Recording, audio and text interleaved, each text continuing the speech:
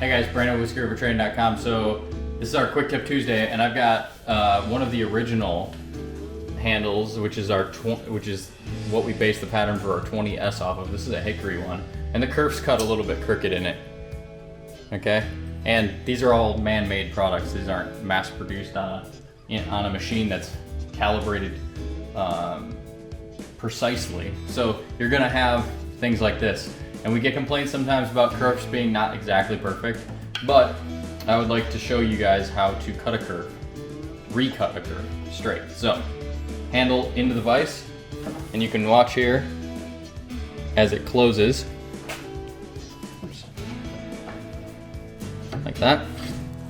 And then you can take your pull saw, and you can use any kind of saw for this, and you can recut your kerf however you want it, as if it's a new piece of wood. It's going to want to fall into that groove, but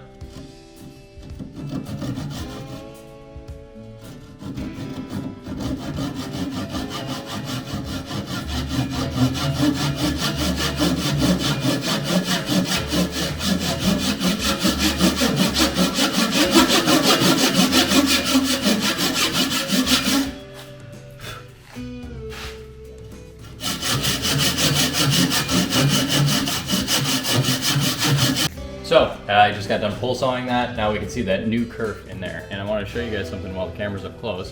As you loosen this, see that? As you loosen it, that kerf is now wider. And so this is a great technique and kind of goes along with our motto lately of try harder. If the kerf is too narrow for you, cut it wider. You can keep doing this. Every time you clamp down, now boom, we're tight again, and you could run your blade down that again, and it's going to make that kerf cut wider. Also, if it's crooked, clamp it, go ahead and straighten it. You're never going to notice that it was off center after there's a wedge in there and there's an accent on there. This is just try a little bit harder, and so hopefully that's a little bit of a tip that you guys can use in your own shop. And until next week, Brandon with Whiskey Over Trading. Be good, guys.